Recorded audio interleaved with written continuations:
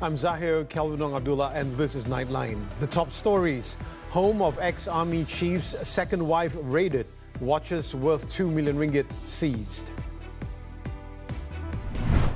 And Sultan of Selangor rejects state government's large-scale pig farming plan in Tanjung Sepat.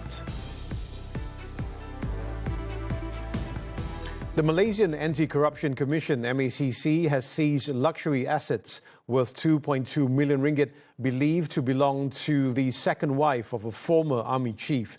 Its chief commissioner, Tan Sri Azambaki, when contacted by TV3, said the assets were discovered following a search of the women's residence in Besut, Terengganu on Friday night. Dalam pemeriksaan berkenaan, kita juga menemui 23 unit jam tangan yang berjenama Rolex dalam pelbagai model dan anggaran nilai pasaran yang kita kira setakat ini berjumlah 2 juta. Jadi selain pada itu, Islam juga turut menyita beberapa barang kemas milik seorang individu yang dipercayai bersebahat dengan suspek dan nilai rampasan itu dianggarkan lebih kurang RM225,000. On Friday, sources reveal that the MACC also seized gold, a high-performance sports utility vehicle, and cash in various foreign currencies, all estimated to be worth 6.9 million ringgit in connection with investigations into an army procurement tender project. The seizure was the result of an inspection of the SUV at a workshop in the Klang Valley, where the vehicle was believed to have been left for repairs. Earlier this week, the MACC also arrested a husband and wife suspected of conspiring to abscond with 2.4 million ringgit in cash linked to the same case. In an exclusive interview with Harian Metro, Azam revealed that at least 3 well-known NGOs are under the Commission's scrutiny after being detected of misappropriating millions of ringgit in public donations. Azam said the NGOs were also found to be exploiting religion and taking advantage of the generosity of Malaysians. He added that investigations into the cases have been completed and those involved will be charged in court. Tapi kita pilih kepada NGO yang signifikan yang pada kami, analisis yang kita buat menunjukkan mereka menyalahguna kuasa dan juga menipu orang. Jadi ujung bulan 2 ni lebih kurang akan ada kes pertuduhan melibatkan satu NGO. Dan ada lagi sedang radar kami sedang kita buat kajian. Sebab kita tak boleh terus menuduh. Kita perlu buat kajian tentang akaun ke mana duit tu pergi dan baru kita come up with a conclusion. The NGOs were also found to have channeled millions of ringgit into personal accounts belonging to their top leaders. Some of the organizations involved were registered under the Registrar of Societies, ROS. Previously, the MACC had taken action against several NGOs over the misappropriation of donation funds. This includes humanitarian NGOs linked to Syria and Palestine involving the alleged misappropriation of nearly 100 million ringgit. Meanwhile, Datuk Sri Anwar Ibrahim stressed that the government will continue to take action against high-profile individuals as part of efforts to combat corruption. The Prime Minister said corruption is not only widespread but also systemic and requires sustained and extensive efforts to address.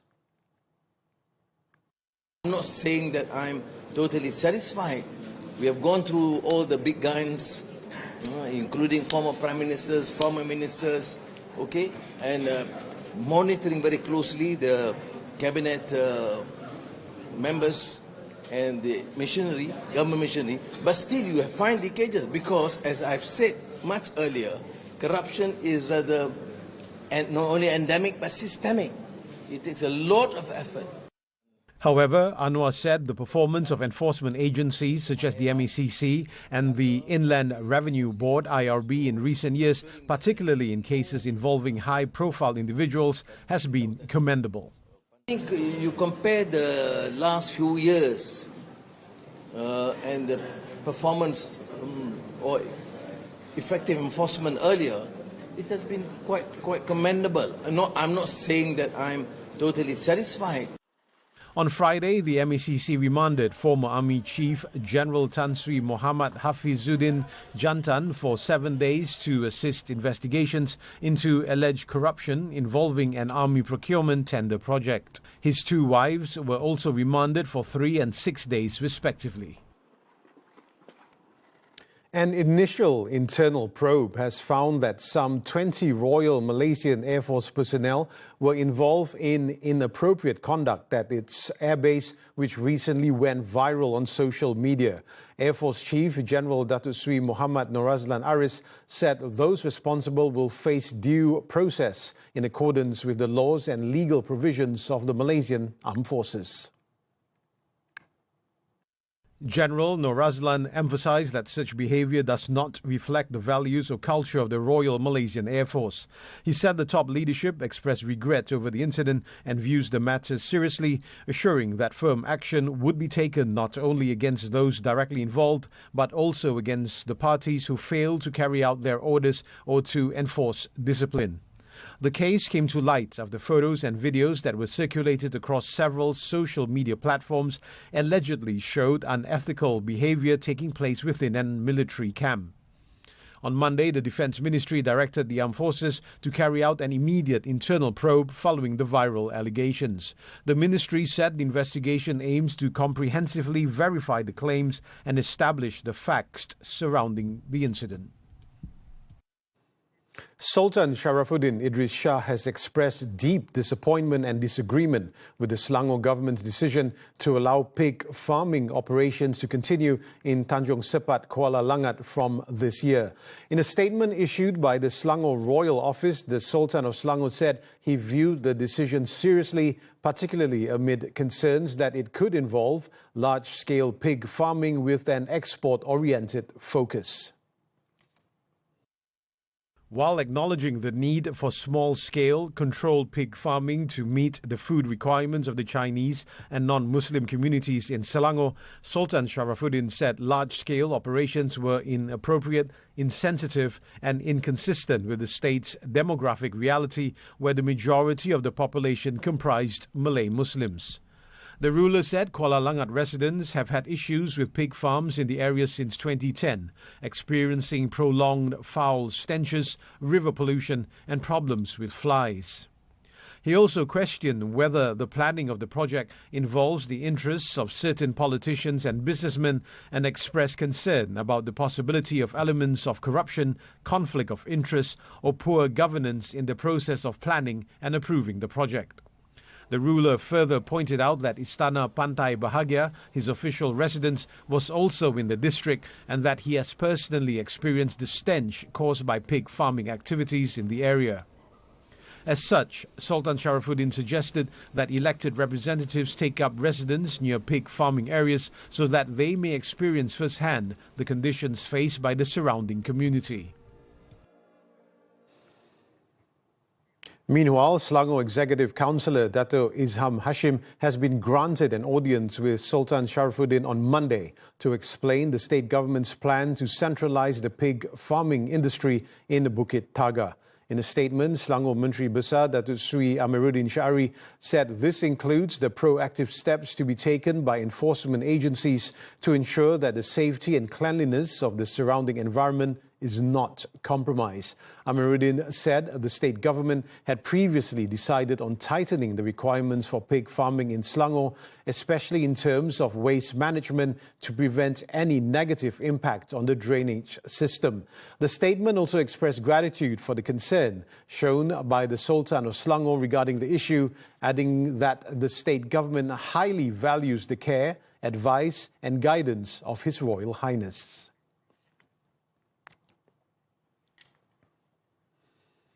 The Yang di-Pertuan Agong Sultan Ibrahim has granted royal assent to the 2026 Anti-Bullying Act at Istana Bukit Tunku.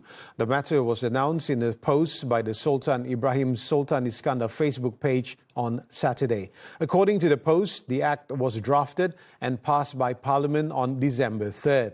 It provides a dedicated mechanism to address bullying cases involving all categories of victims as defined and provided for under the law. Under the Act, the Education Ministry, the Defence Ministry, the Women, Family and Community Development Ministry, the Home Ministry and Majlis Amanah Rakyat Mara are empowered to manage and regulate bullying cases in educational institutions or other institutions under their respective responsibilities and jurisdictions.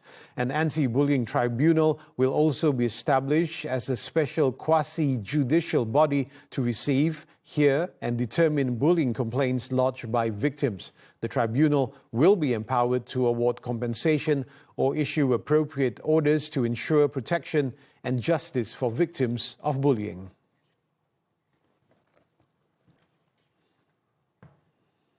The government will continue working to ensure economic growth translates into better jobs, higher incomes and a more secure future for Malaysians.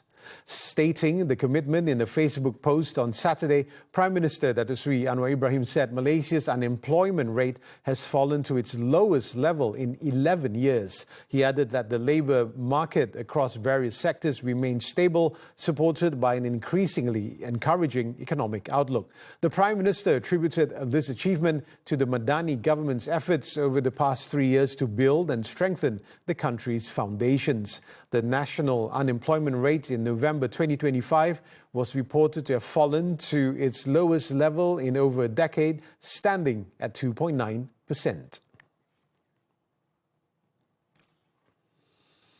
The Kinabatangan and MACC by-elections will see Barisan Nasional facing off against challengers from Warisan and an independent candidate. Candidates from BN and Warisan will clash for both seats, while for the Kinabatangan parliamentary by-election, an independent candidate has also thrown his hat into the ring.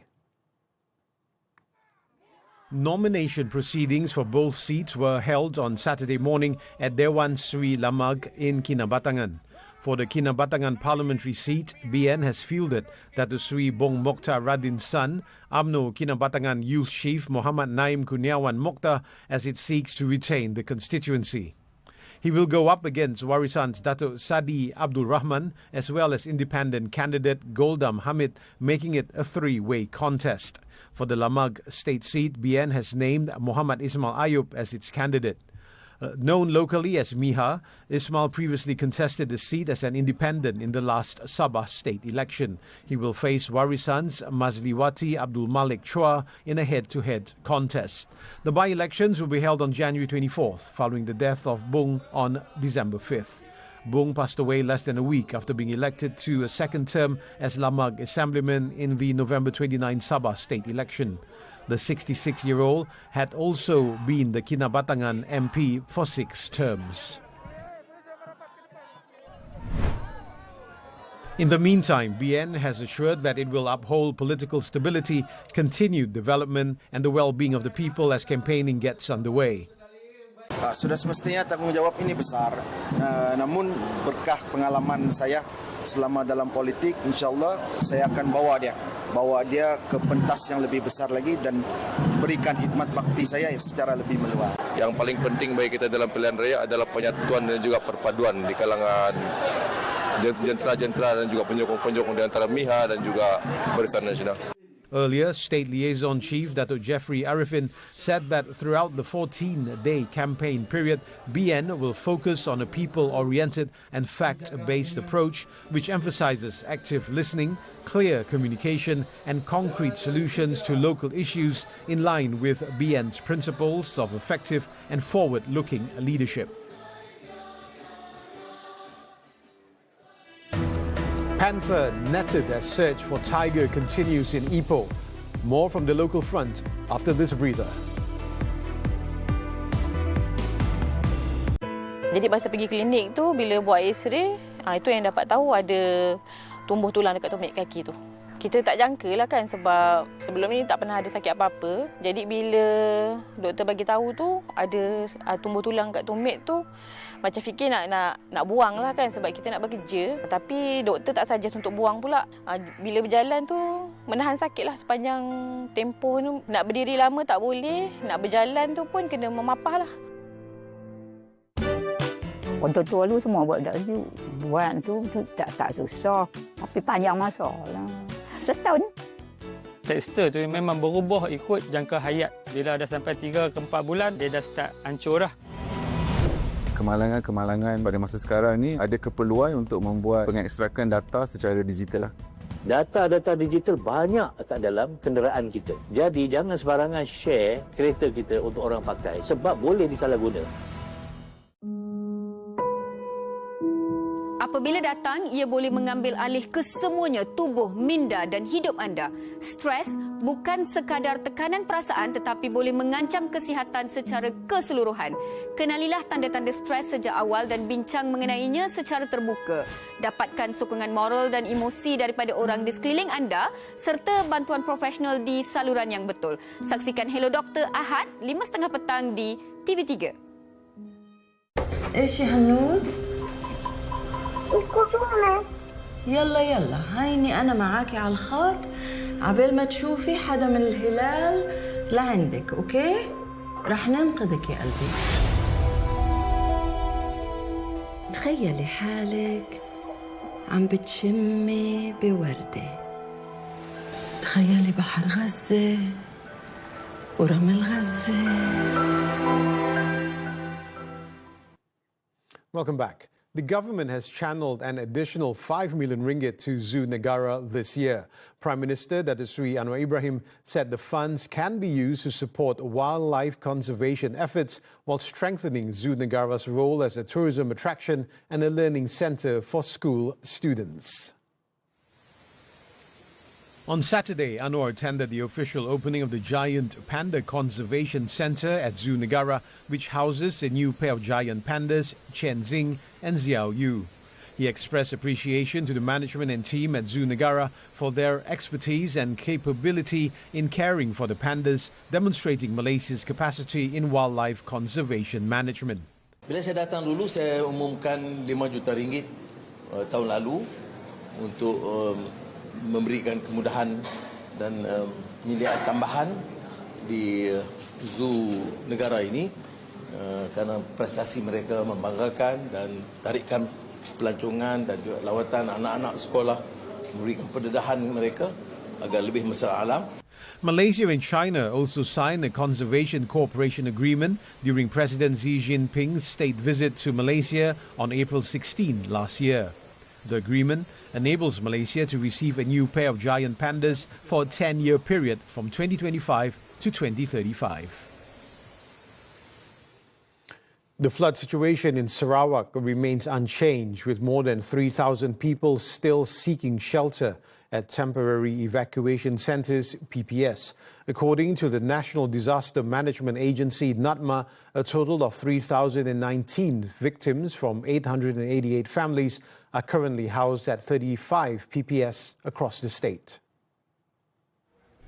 Syrian continues to record the highest number of evacuees, with 1,808 victims from 533 families sheltering at 20 PPS. This is followed by Samarahan, involving 592 victims from 185 families at 6 PPS. Muka recorded 198 victims from 55 families at 1 PPS, while 158 victims from 38 families remain at 3 PPS in Miri. In Bintulu, 120 victims from 38 families are housed at 2 PPS, while 86 victims from 17 families remain at 2 PPS in Sibu. Kuching recorded the lowest number of evacuees in Sarawak, with 57 victims from 22 families sheltering at 1 PPS. Meanwhile, in Sabah, the flood situation in Beaufort has worsened, with the number of evacuees rising to 368 victims from 138 families currently housed at 2 PPS. Overall, floods nationwide have affected a total of 3,387 people from 1,026 families currently taking shelter at 37 PPS across both Sarawak and Sabah. Meanwhile, flooding in parts of Samarahan, Siburan and Sirian is disrupting preparations for the new school term, which begins this Monday. Many affected families have been forced to postpone buying school supplies as floodwaters continue to inundate their homes. In Kampung Endap, Sumarahan, flood levels have risen to about 1 meter high, forcing residents to relocate to a temporary evacuation center. One resident, Muhammad Supriman Muhammad Yusuf, said he was unable to complete his child's school registration as access to roads have been cut off by flood waters, both heading out of and into the village. The situation has been further complicated by flooding along two main access routes to the area, leaving residents effectively isolated. According to the Sarawak branch of the Malaysian Civil Defence Force, the number of flood victims in the affected areas is expected to rise. This comes amid continuous heavy rainfall that has persisted since Thursday night. Wildlife officers in Bukit Bangkong, Ipoh, have captured a male panther after it wandered into a trap set by the Perak Department of Wildlife and National Parks, or Perhilitan. The trap, meant to capture a Malayan tiger believed to be roaming the area, had been installed since December 9th after residents reported hearing the sound of a tiger's roar.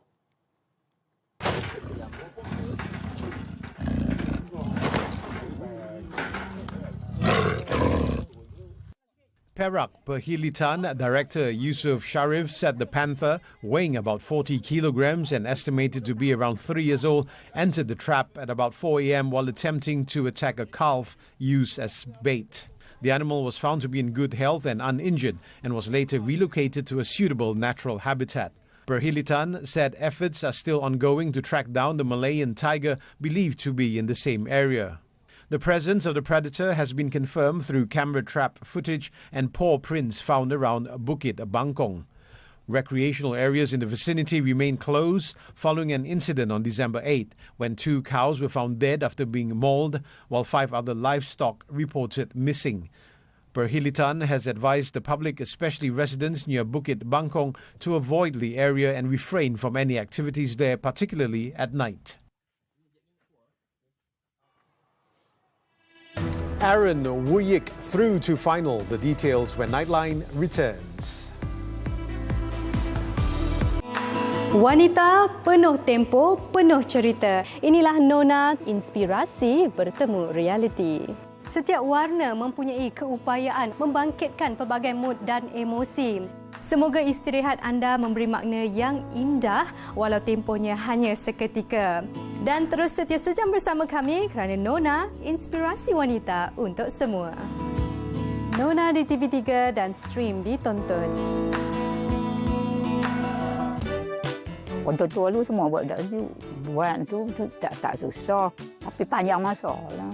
Setahun. Tekstur tu memang berubah ikut jangka hayat. Bila dah sampai 3 ke 4 bulan, dia dah start hancur dah.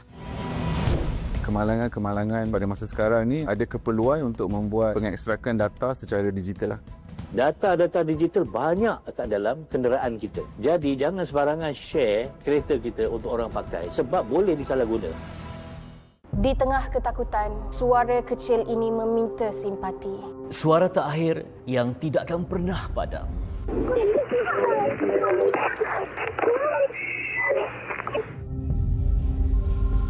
Ini adalah kekejaman yang menghapuskan suara kecilnya. Ini adalah pertanyaan kepada dunia. Di manakah hati dan nurani? انت شو اسم العيلة؟ شو اسمك الكامل؟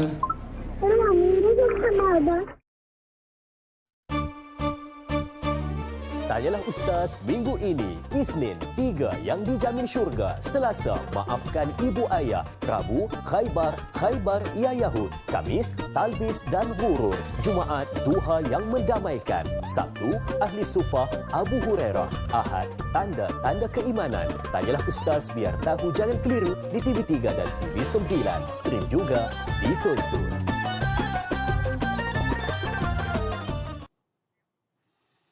You're watching Nightline. Thousands of firefighters on Saturday toiled in Australia's Victoria state to get the upper hand on bushfires that have razed homes, cut power to tens of thousands, and burned vast swaths of bushland. The blazes, mostly sparking at midweek amid an intense heat wave in Australia's southeast, have torn through more than 300,000 hectares of bushland as of Saturday morning, with 10 major fires still burning statewide. More than 130 structures, including homes, have been destroyed, and around 38,000 residences and businesses were without power due to the fires. A heatwave warning on Saturday was in place for large parts of Victoria, while fire weather warnings were active for neighbouring New South Wales state and the Australian Capital Territory. The fires were the worst to hit the state since the black summer blazes of 2019-2020 that destroyed an area the size of Turkey and killed 33 people. Donald Trump on Friday again suggested the use of force to seize Greenland as he brushed aside Denmark's sovereignty over the autonomous Arctic island. U.S. President said Washington needs to own Greenland to prevent Russia and China from doing so. I would like to make a deal, the easy way, but if we don't do it the easy way, we're going to do it the hard way.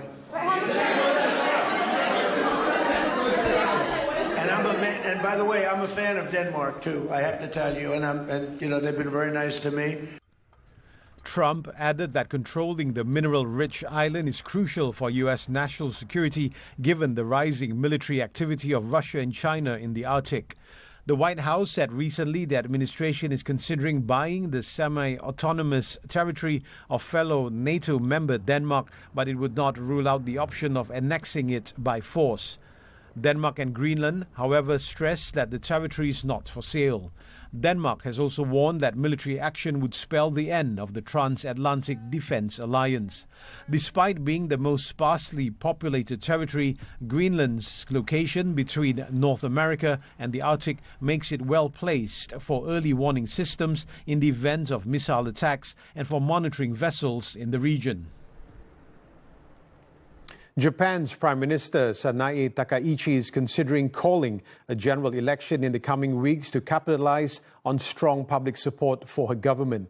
Local media reported that Takaichi is considering dissolving the lower house at the start of a parliament session on January 23rd. Takaichi was appointed Japan's first woman prime minister in October, and her cabinet is enjoying an approval rating of around 70%. However, her ruling bloc only has a slim majority in the powerful lower house of parliament, hindering its ability to push through her ambitious policy agenda. Takaichi became Japan's fifth premier in as many years when she was elected, initially as the head of a minority government. Her Liberal Democratic Party, LDP, and its coalition partner, the Japan Innovation Party, then regained their lower house majority in November after three lawmakers joined the LDP.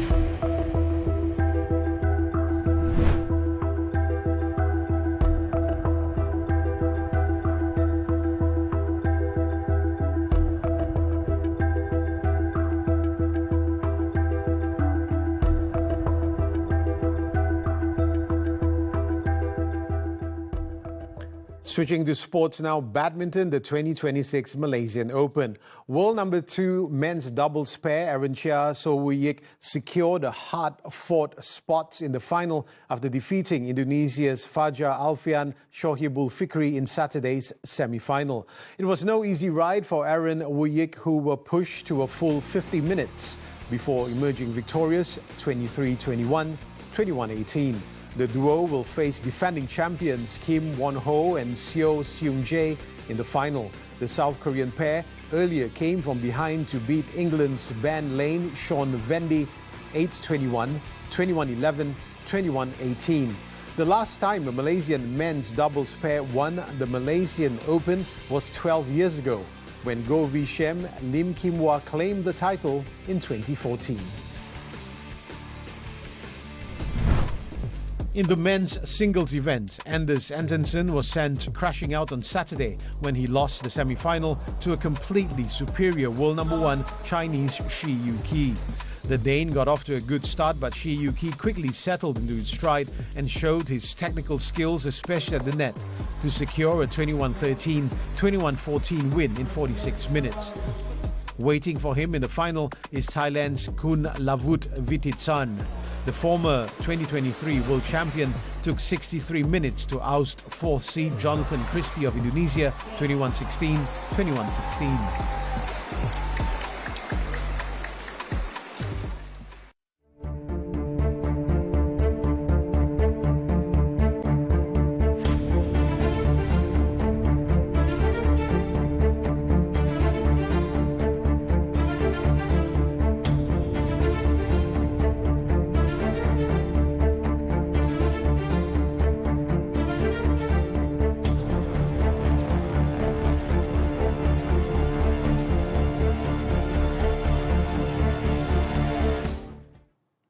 And that concludes Nightline this time around. Before we leave, let's take a look at the annual Mountain Trout Fishing Festival in Hwacheon, South Korea. With that, I'm Zahir, Kelvin, Abdullah. Thank you for watching and have a restful Sunday.